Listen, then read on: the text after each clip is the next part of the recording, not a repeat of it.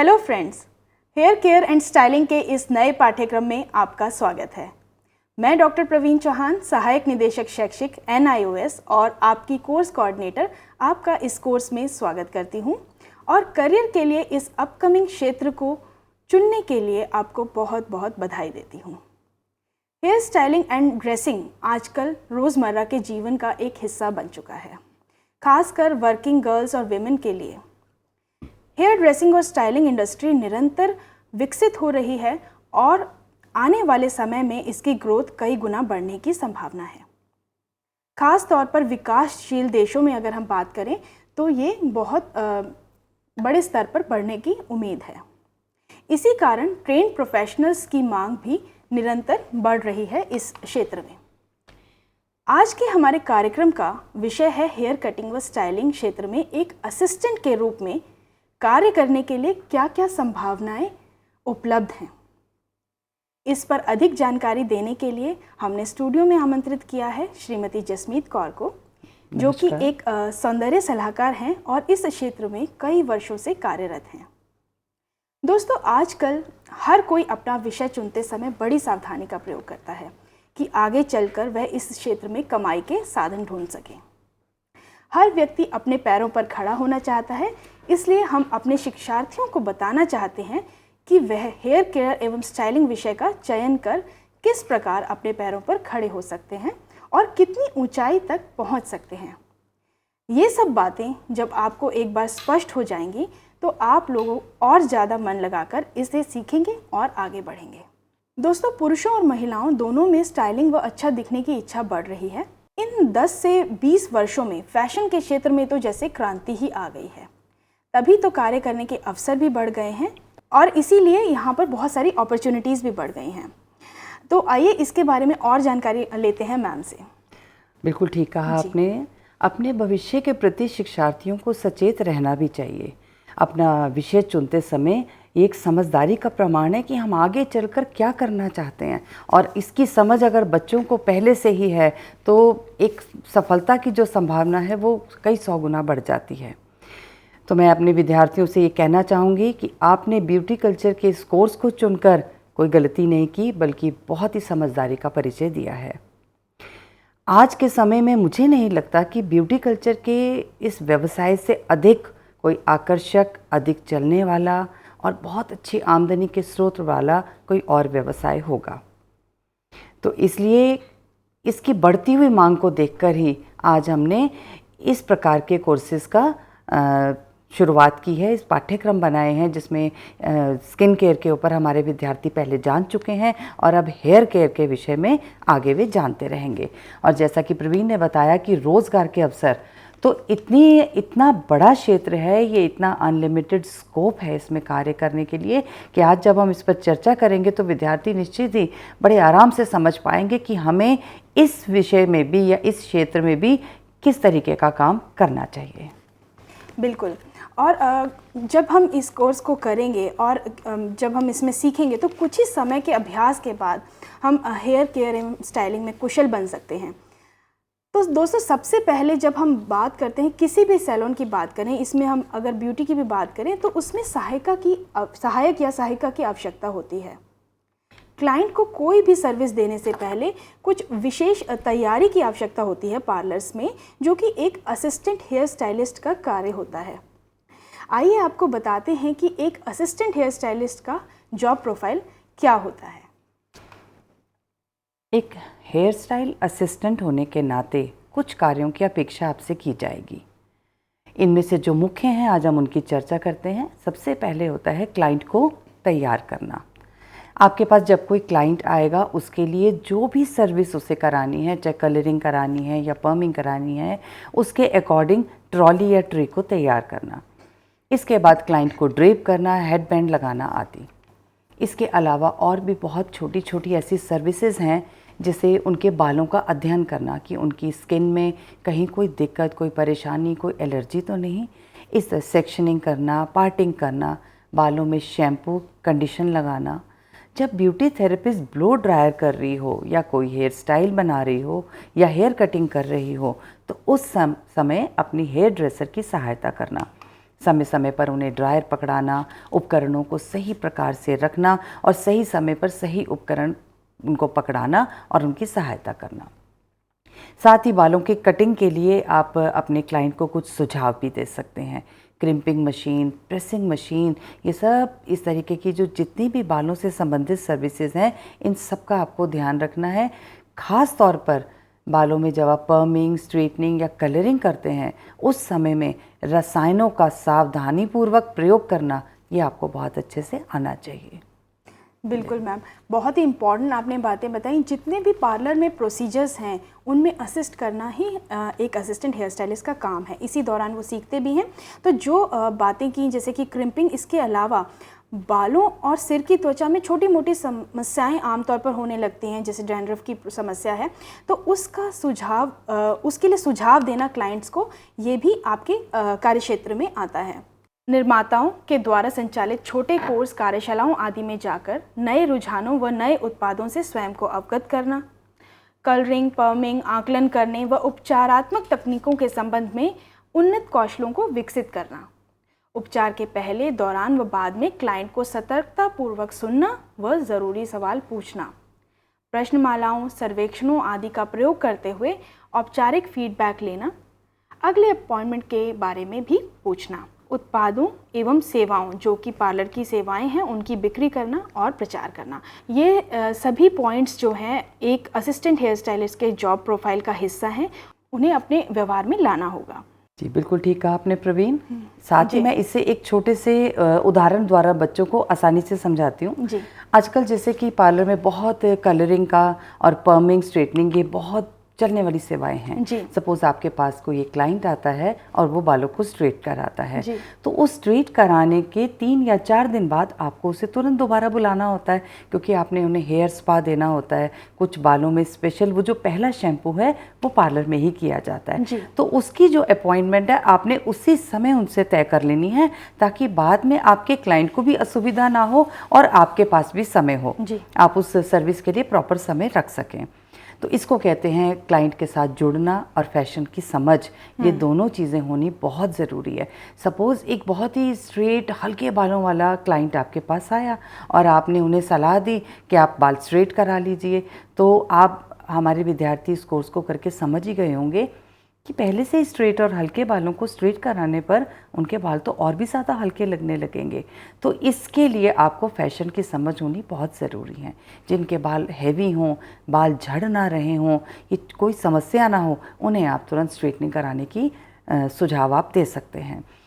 क्योंकि सुझाव इस बात पे डिपेंड करता है कि कार्य होने के बाद आपका क्लाइंट कितना सेटिस्फाइड होता है। आपने सुझाव दिया और उसे सेटिस्फेक्शन नहीं मिली तो आगे उसका भी काम रुक सकता है और आगे उसके द्वारा आने वाले बहुत सारे लोगों का काम आपके पास कम हो सकता है। तो कुछ खास तरीके की जो खूबियां हैं वो आपको अपने अंदर विकसित करनी होंगी, जिनमें सबसे पहली खूबी आती है प्रोफेशनलिज्म, यानी कि पेशेवर होना। देखिए, कोई भी व्यवसाय हो, मैं सिर्फ सैलून की बात ही नहीं कर रही, चाहे वह डॉक्टर हो, चाहे कोई टीचर हो, हर व्यवसाय में आपको एक प्रोफेशनलिज्म होना ज़रूरी है।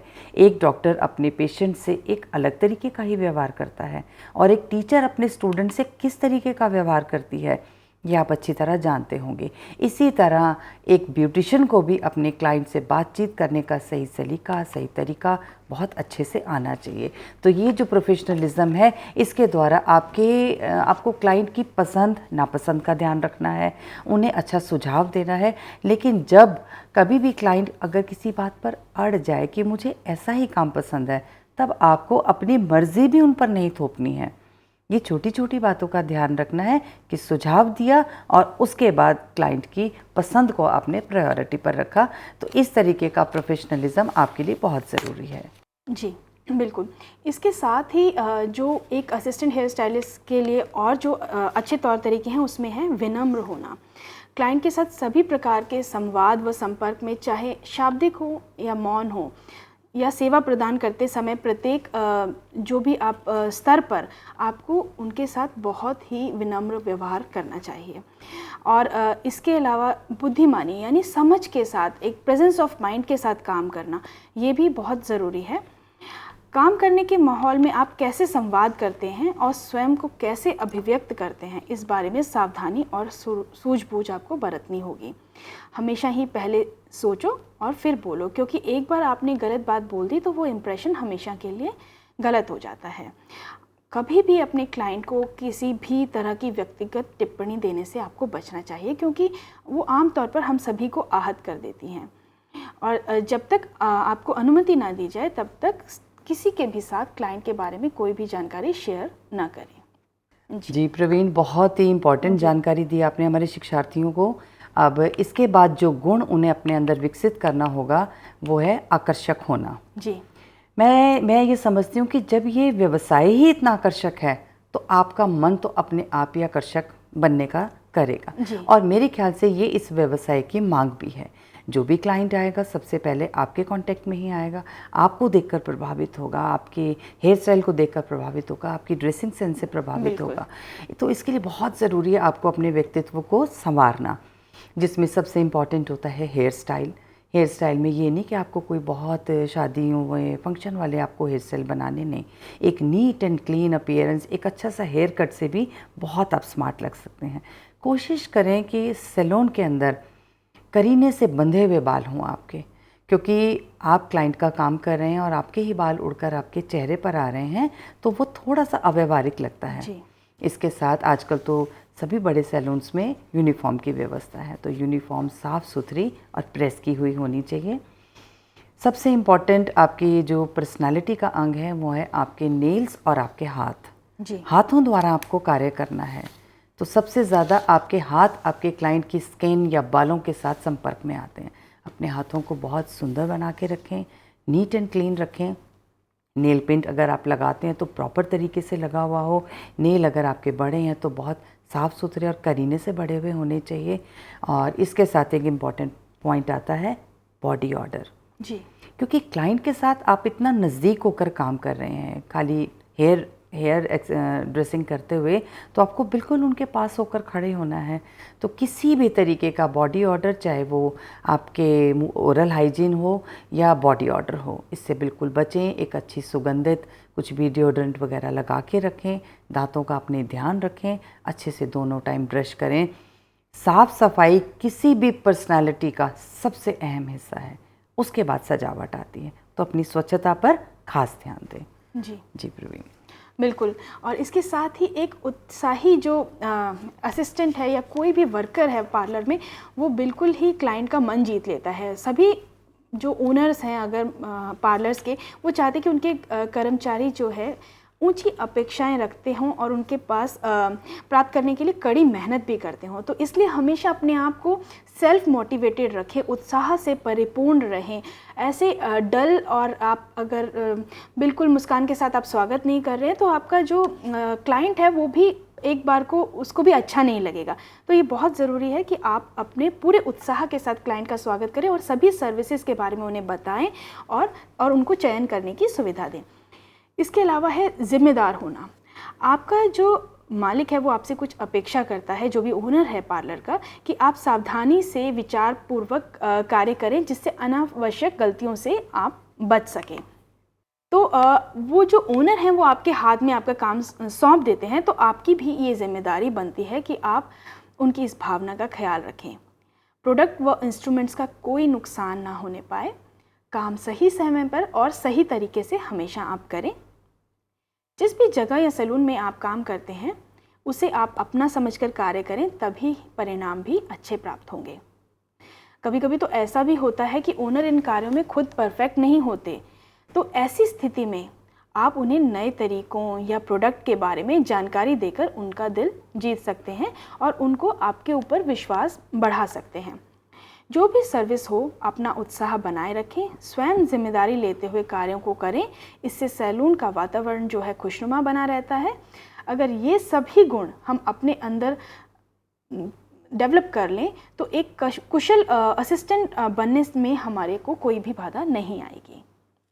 जी, बहुत ज़रूरी गुणों का हमने जो चर्चा की, इन सभी विशेषताओं को सुनने के बाद या समझने के बाद हमारे शिक्षार्थी के लिए अब मेन जो अवसर आता है वो है रोज़गार चुनने का, बिल्कुल है ना। और काफ़ी कुछ वो समझ भी गए होंगे कि किस चीज़ में उन्हें ज़्यादा इंटरेस्ट है, पर फिर भी यहाँ हम ज़रा डिटेल में बताएंगे कि हमारे शिक्षार्थी ये जान सके कि एक व्यवसाय में, एक ब्यूटी कल्चर के व्यवसाय में वो कितने प्रकार के कार्य कर सकते हैं। जी। देखिए, किसी भी बड़े सैलून में सबसे पहले आवश्यकता होती है एक रिसेप्शनिस्ट की, जी। है ना। और रिसेप्शनिस्ट की ड्यूटी छोटी नहीं होती, बहुत उसका एक तो व्यक्तित्व बहुत आकर्षक होना चाहिए, क्योंकि क्लाइंट सबसे पहले आकर जो है उनकी जो इंटरेक्शन होती है वो रिसेप्शनिस्ट के साथ होती है। तो क्लाइंट को अच्छे से ग्रीट करना, उन्हें अच्छे से बिठाना, फिर उनसे सर्विस के बारे में पूछना, उसके बाद उनको सही टाइम अपॉइंटमेंट देना कि इतने टाइम में आपका नंबर आ जाएगा, उन्हें बहुत ज़्यादा वेट ना करवाना, और उन्हें नई नई सर्विसेज और अपनी टेक्निक्स के बारे में बताना, ये बहुत ज़रूरी चीज़ है। क्योंकि ये एक ऐसा कोर्स है जहाँ पर अनलिमिटेड स्कोप है, कुछ ना कुछ नया आता ही रहेगा, कभी कोई टेक्निक नई आ जाएगी, कभी कोई प्रोडक्ट नया आ जाएगा। सपोज़ आपके पास कोई हेयर कटिंग ही कराने के लिए आता है, तो आप उन्हें इंट्रोड्यूस कर सकते हैं पिक्चर्स दिखाकर कि हमने कुछ नए तरह के हेयर कट अभी स्टार्ट किए हैं हमारे सैलून में, तो उन्हें उनकी पिक्चर्स दिखाएं, उनके चेहरे पर जो सूट करता हो उसके हिसाब से उसके बारे में बताना। जी। तो ये सारी जितनी भी ड्यूटीज़ हैं ये सारी हमारी रिसेप्शनिस्ट की होती हैं। इसके अलावा आप जूनियर हेयर ड्रेसर का काम कर सकते हैं। सपोज़ आपने अभी अभी कोर्स किया है और अभी आप बहुत ज़्यादा परफेक्ट नहीं हुए अपने काम में, तो जो मेन हेयर ड्रेसर हैं उनके साथ आप एक तो आपको देखने का अवसर मिलेगा, समझने का अवसर मिलेगा, और बहुत ज़्यादा आपको प्रैक्टिस और अभ्यास मिलेगा, क्योंकि अभ्यास के बिना आप इस काम में पारंगत नहीं हो सकते। तो as a junior hair dresser आप यहाँ पर काम कर सकते हैं।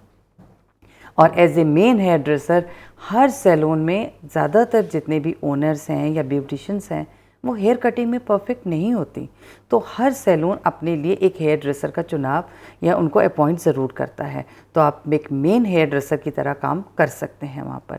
इसके साथ ही आप एक कलर टेक्नीशियन के रूप में काम कर सकते हैं।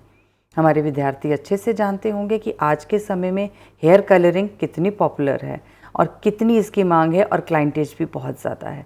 तो आप तरह तरह की अगर बहुत अच्छी कलरिंग करते हैं, बहुत अच्छी स्ट्रेटनिंग, पर्मिंग करते हैं, तो यकीन मानेंगे आपके पास काम की कभी भी कमी नहीं रहेगी। और मोर ओवर आप सक्षम हैं, आपके पास स्थान है बड़ा, तो आप अपना खुद का सैलून खोल सकते हैं। इसके लिए आप कुछ कर्मचारियों को चुनेंगे उनकी अलग अलग ड्यूटीज़ के लिए, और एक अच्छा सा पार्लर, आपने हमारे पिछले प्रोग्राम में भी देखा होगा कि एक पार्लर को क्या क्या ज़रूरतें होती हैं और किस किस प्रकार से उसे इस्टेब्लिश किया जाता है। और सैलून के मालिक होने के साथ साथ आप वहाँ पर एक सैलून मैनेजर की तरह भी काम कर सकते हैं, क्योंकि कभी कभी ओनर के पास इतना समय नहीं होता, और कुछ लोगों ने तो एक साथ 2 या 3 जगह अपने पार्लर इस्टेब्लिश किए होते हैं। तो ऐसी कंडीशन में वो एक मैनेजर को अपॉइंट करते हैं, जो मैनेजर उनकी एब्सेंस में पूरे सैलून का ध्यान रखता है, कर्मचारियों की ड्यूटीज़ का ध्यान रखता है, और क्लाइंट की सेटिस्फेक्शन का ध्यान रखता है। तो देखा विद्यार्थियों आपने, आप किस प्रकार से कितने सारे रोल मॉडल्स हैं जिनमें से आप कोई भी एक मॉडल चुन सकते हैं।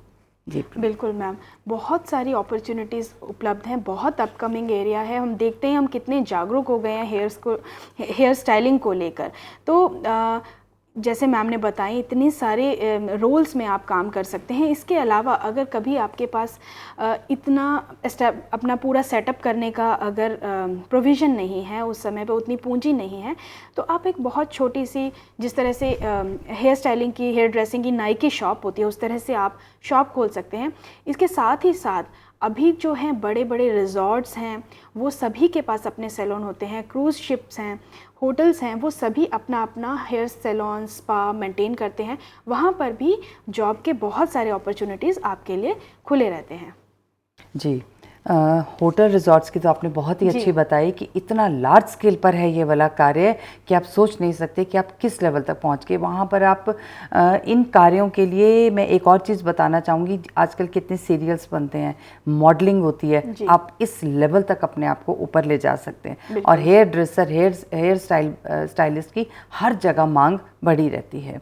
और इसके साथ ही अगर आपको इन सब में रुचि नहीं है, तो आप एक डीलर की तरह कार्य कर सकते हैं। सकते हैं। इन इक्विपमेंट्स, मटेरियल और जितने भी कॉस्मेटिक्स के प्रोडक्ट्स हैं, इनको आप बल्क में परचेज़ करके कुछ ब्यूटी पार्लर्स के साथ आपको कांटेक्ट करना पड़ेगा। उन पार्लर्स को आप कुछ आकर्षक पैकेजेस देकर या कुछ % का ऑफ देकर आप उन सामानों को वहाँ पर सेल कर सकते हैं। समय समय पर सैलून में इन सामानों की मांग बनी ही रहती है और बहुत ही अच्छा व्यवसाय आप अपना चला सकते हैं। बिल्कुल। और जैसे हम पहले बात कर रहे थे कि अगर पूंजी का अभाव है या उस समय पे आपको सुविधा नहीं है, तो मोबाइल पार्लर्स के माध्यम से आप लोगों के घरों में जाकर भी सुविधाएं दे सकते हैं। जैसे आजकल का माहौल चल रहा है, तो ये तो अभी बहुत ये सर्विसेज बहुत ज़्यादा डिमांड में है कि लोग अपने घरों पर ही बुलाकर सर्विसेज ले रहे हैं हेयर स्टाइलिंग की।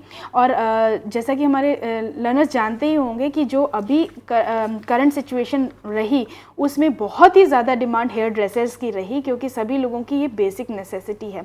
तो घरों में जाकर सेवा देने का भी कार्य है जो कि वो कर सकते हैं, जिसके लिए बहुत अधिक उनको फाइनेंस की ज़रूरत नहीं पड़ती है। बहुत बहुत सही कहा आपने जी। अब हमारा एक और हम ज़रूरी विषय को उठाते हैं जो हमें अपने शिक्षार्थियों को बताना बहुत ज़रूरी है कि एज एन हेयर असिस्टेंट आपसे कुछ अपेक्षाएं की जाएगी कि आपको इतनी ड्यूटीज़ आती ही हों।